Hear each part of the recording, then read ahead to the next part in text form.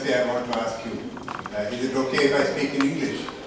Yes. All of you understand English? Yes. That's fantastic. That's fantastic.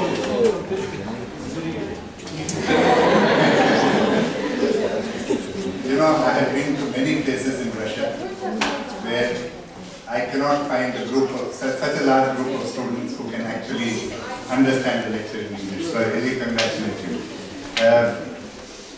Well, let me just say a few words about why we are here and what we are doing. We are a group from the Embassy of India to the Russian Federation. I'm the ambassador of India to the Russian Federation. My colleagues from various wings of the embassy are here. We came to Novosibirsk in order to explore the possibility of further expanding the cooperation between India and Russia in various fields, and of course that of Novosibirsk in that. Now, all of you of course are very young and do not know much about the days of the Soviet Union, but India-Russia relations have really strengthened in the period of the Soviet Union, in the period after India's independence in 1947, the 40s, the 50s, the 60s and the 70s of the 20th century was when India and the Soviet Union forged a very close relationship based on mutual understanding, based on common interests. When India was emerging from independence, it needed help in building its industrial base, it needed help in building its educational base, its health system was very weak. At the same time, India wanted to remain independent of the two Cold War blocs that had developed after the Cold War. This was a period when the Soviet Union assisted India in a number of ways in economic development and growth, but in a manner that did not dilute India's independence. So our relations with this country are based on a very close relations of trust, as I said, trust which developed over that period of time. Now, no relationship can survive on the past. All relationships require relevance in the future and relevance in the present and prospects in the future. And that is what we as Indians and Russians have to work towards in order to constantly find newer areas of cooperation, constantly find areas where we can be mutually benefited by cooperation. Also, we need to link the youth of the two countries if the future of cooperation has to be bright. And that is the reason why I love to come to universities, to talk to university students, because there is one thing that has happened over a period of time. Means of communication have changed. As you know, you're all fans of the social media. You communicate a lot through the social media. So you don't actually have to travel to India to know about India. You don't have to travel to India to talk to and interact with Indian people. And the same in the other direction. But at the same time, unless you are fully aware of the possibilities of how we can strengthen relations are not going to be strengthened in the future. So, what I want to tell you about is where we as India and Russia are today, what we are trying to do together, what we are doing here in Novosibirsk, how we feel that Novosibirsk can also contribute to the India-Russia relationship, and also what we are developing now between India and Russia in the field of education.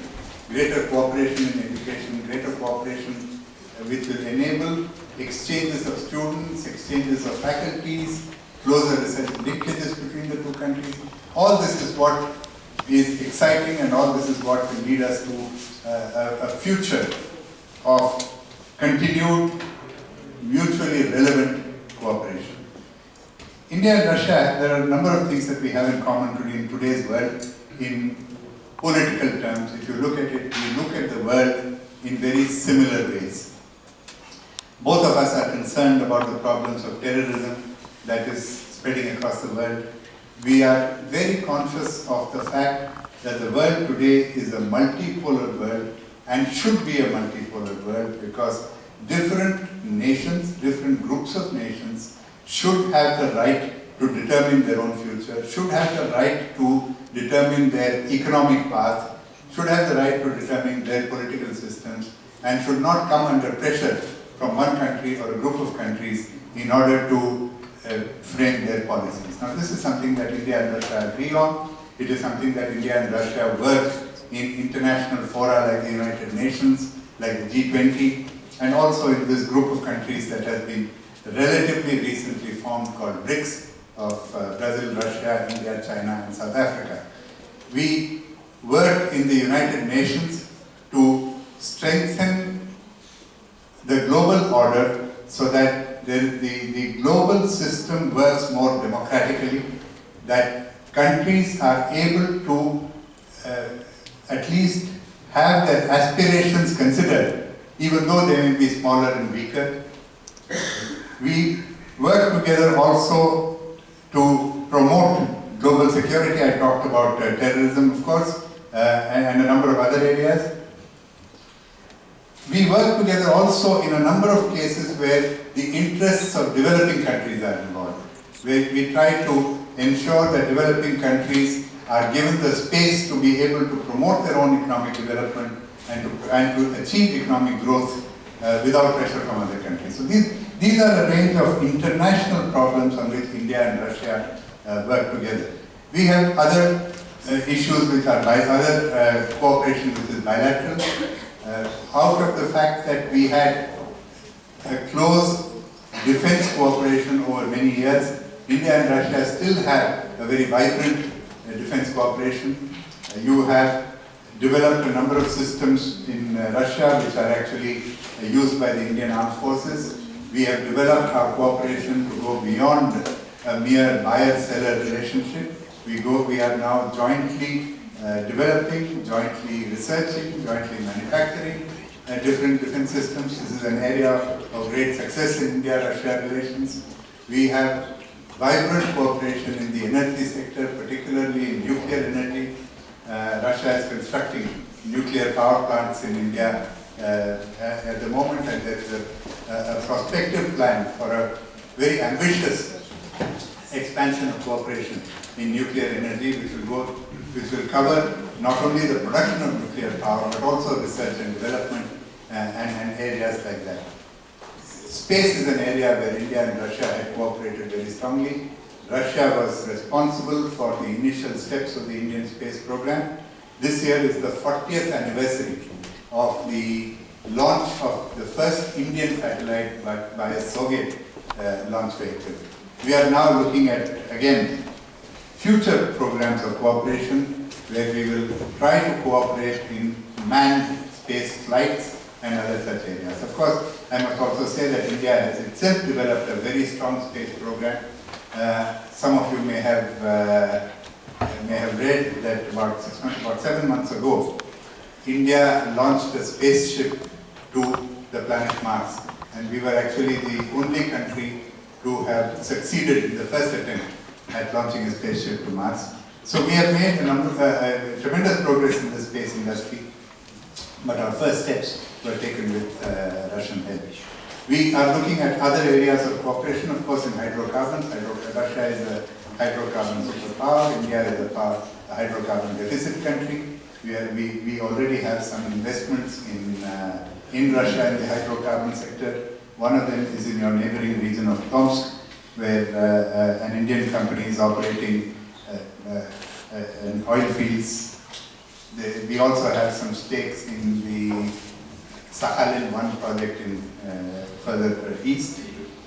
We are looking at many more projects in LNG, in natural gas, and also in midstream and downstream petrochemical projects.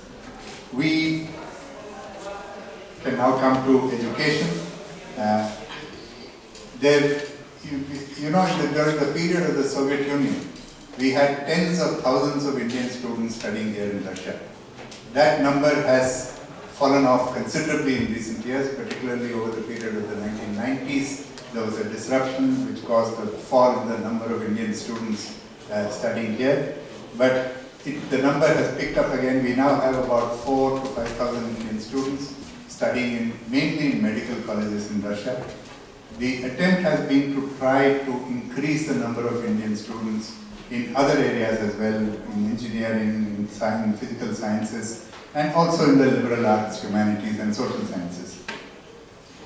We would also like to see greater faculty exchanges of research programs, and that is the reason why recently we have launched an association of Indian and Russian universities. This was launched in the month of May, on the 8th of May, when the President of India was in Russia. It was launched in the presence of the President of India and of the Russian Minister of Education and Science.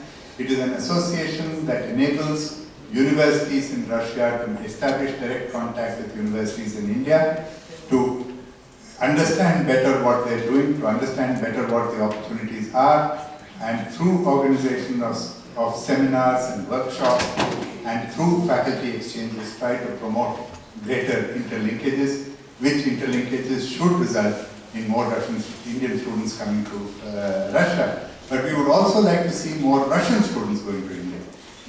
For that again, we have a number of schemes. We also have some short-term programs. We have scholarships which we offer to Russian students going to India. And we'd like to see more Russian students take advantage of these.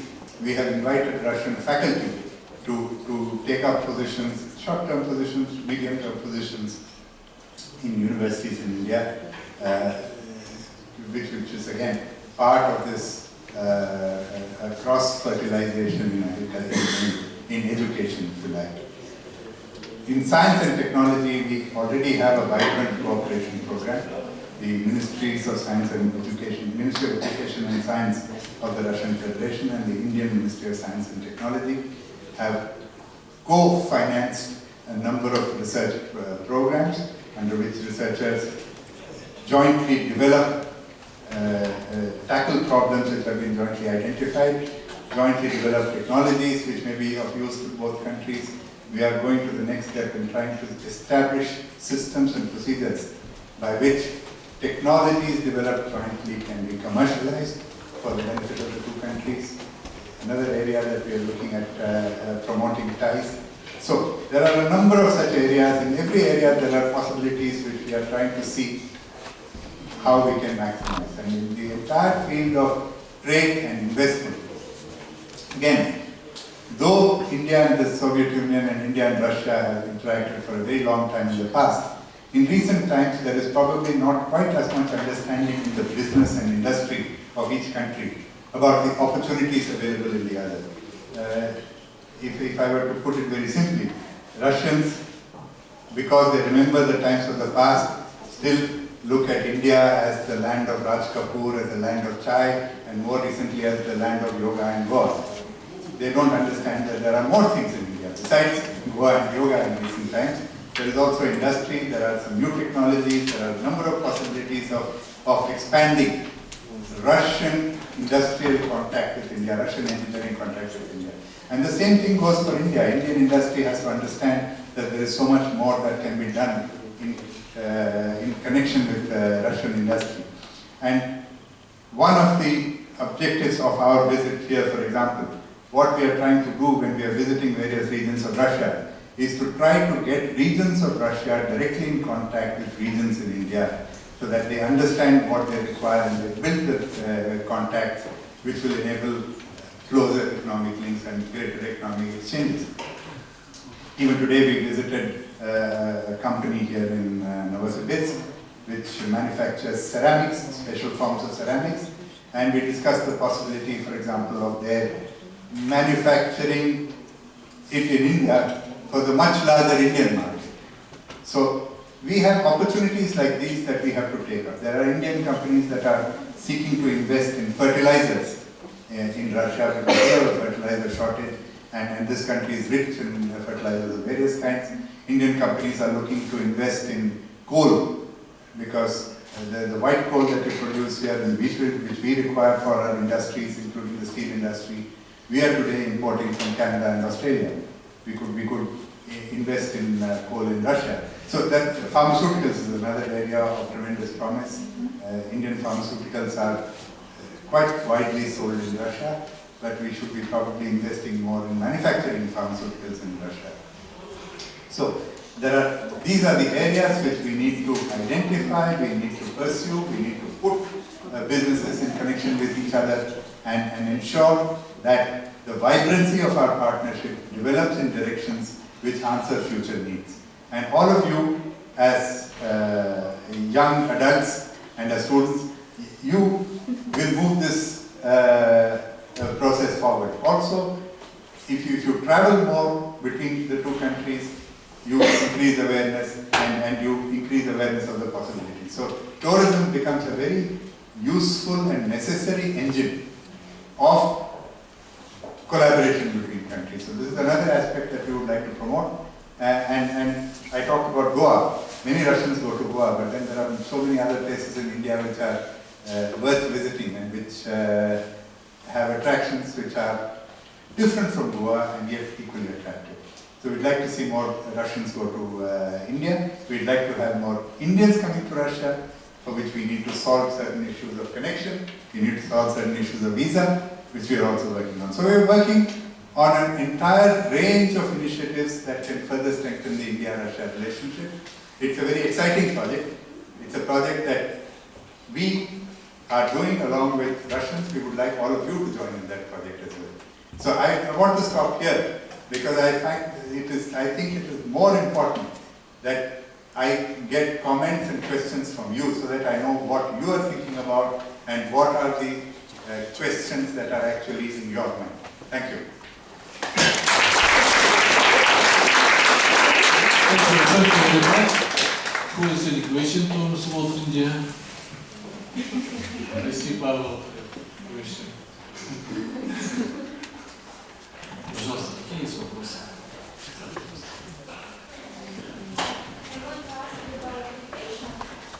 I'm interested, why are Indian students interested in getting education in Russia?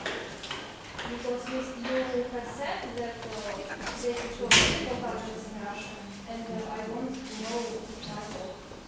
Why they're coming to study medicine in Russia? Yes.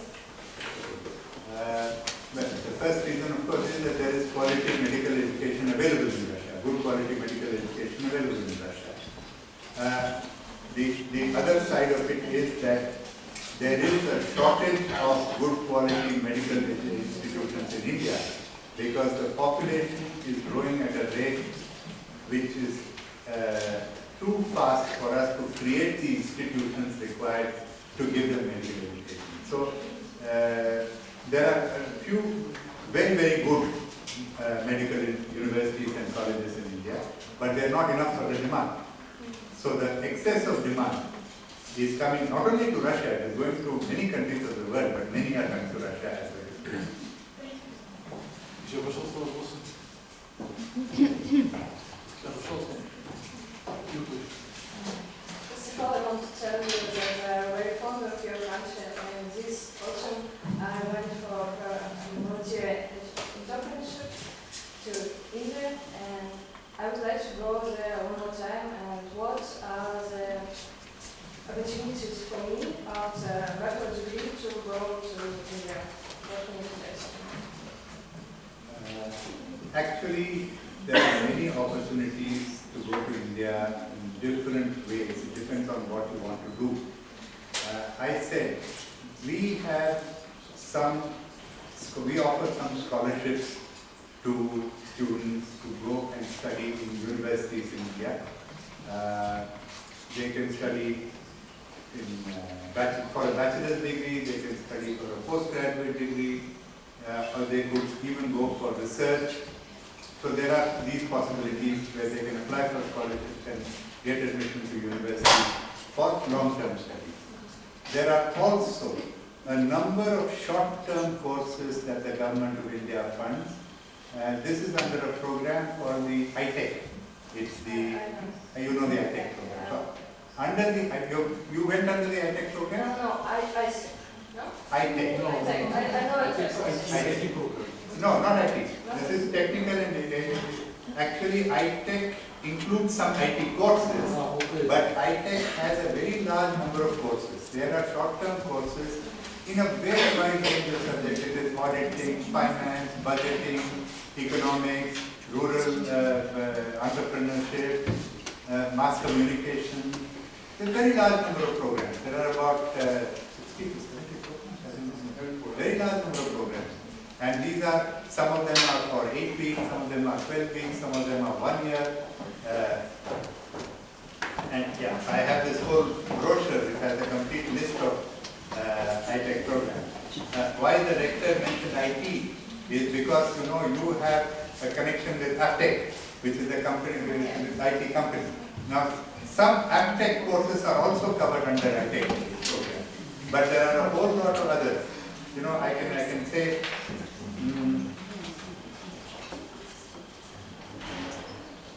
We have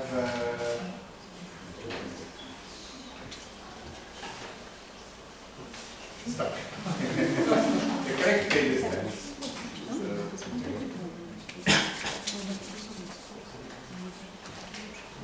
I think they will be able to. No, it's still on the second page. Okay, sorry, this is this page. Okay. Accounts, audit, banking, finance, environment and renewable energy, IT, telecommunications, English, management, rural development, and then you have some specialized ones: human settlement, mass communication, foreign trade, fertilizer quality control, hydrology. So there is a very large list of courses, and these are courses where Russian students or even professionals are welcome to apply. And the only thing is that the courses are conducted in English. So if people apply, we are happy to forward nomination. So this is something that we can leave one copy with the university, and we can actually send you a soft copy, electronic copy, so that it can then be circulated. So these are courses that are available. In addition to that, so people doing research, if they are doing research in some part of something connected with India, where you require to go and spend some time in a university or a research institution in India, we have special research fellowships for such people who can go also for maybe for 1 month, 2 months, 3 months, 4 months to work in an institution on the topic of their research. So there are a variety of opportunities. I would suggest that if you are interested in going to India for educational purposes like this, if you can send us an email giving your particular circumstances, we can try to suggest what are the possibilities for you. And I think, yes, he is the head of our cultural wing who actually looks after all our programs.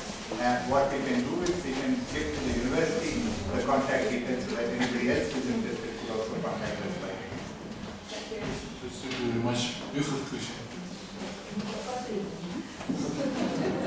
Последний вопрос, потому что очень жесткий график по словам.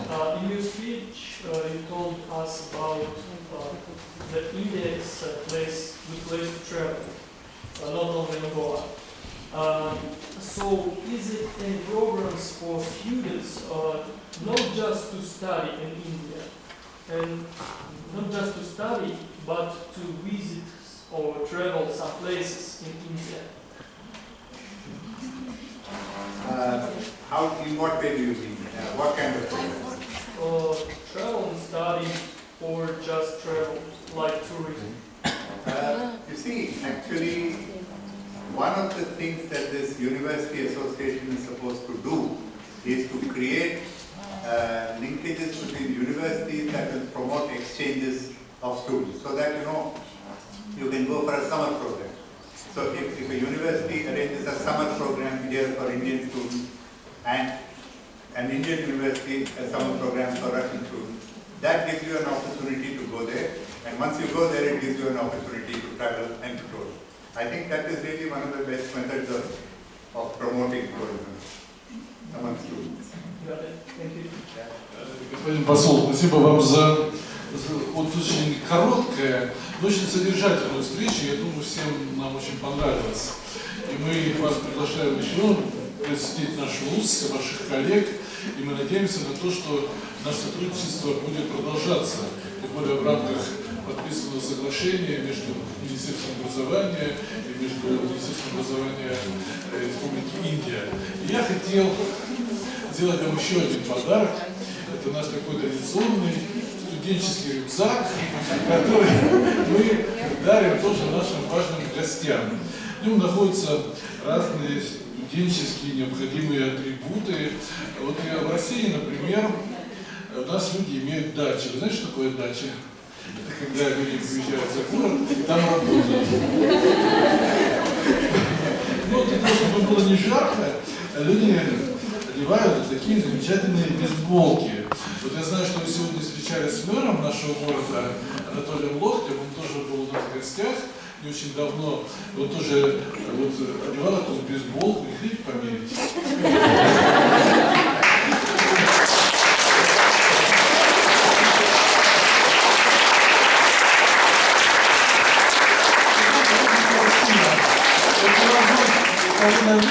Я вас приглашаю на свою дачу и еще